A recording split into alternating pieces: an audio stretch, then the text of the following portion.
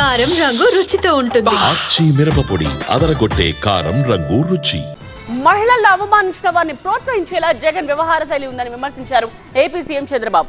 నెల్లూరులో జనం లేకపోయినా మార్ఫింగ్ చేసి జనం ఉన్నట్టు చూపించారని ఆరోపించారు. శాంతి భద్రతలకు విఘాతం కలిగించే వారి తోకలు కత్తిరిస్తారని హెచ్చరించారు.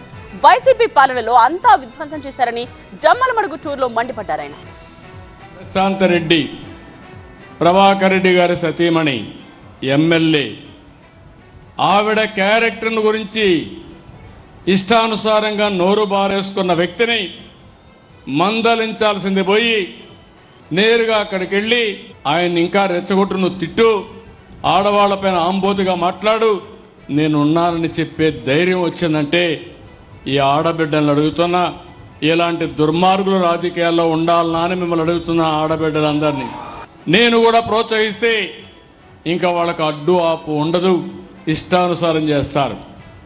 ఎలాంటి వ్యక్తులంటే నిన్న నెల్లూరుకు పోయాడు. నెల్లూరులో బంగారుపాలెం పుట్టింది, చిత్తూరు జిల్లాలో బంగారుపాలెం ఉంటుంది.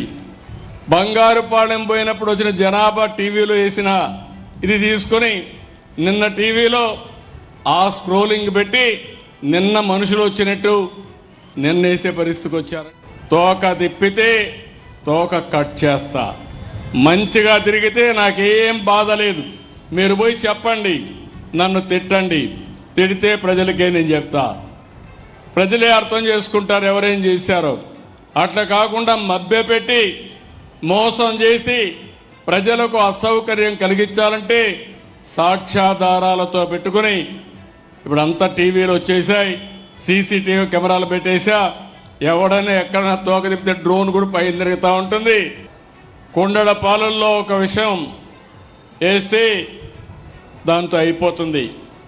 ఆ పాలు తయారు చేయాలంటే తయారు చేసిన వాళ్ళకి ఆ కష్టం తెలుస్తుంది. ఎప్పుడు కూడా నిలబెట్టడం కష్టం, అదే మరి అభివృద్ధి చేయడం కష్టం, విధ్వంసం చేయడం ఒక నిమిషంతో పని. 5 ఏళ్ళు అదే జరిగింది. రాష్ట్రాన్ని విధ్వంసం చేశారు, చాలా సమస్యలు సృష్టించారు, కేంద్రం ఇచ్చే పథకాలను నిలిపేశారు, 10 లక్షల కోట్ల రూపాయల అప్పులు చేశారు.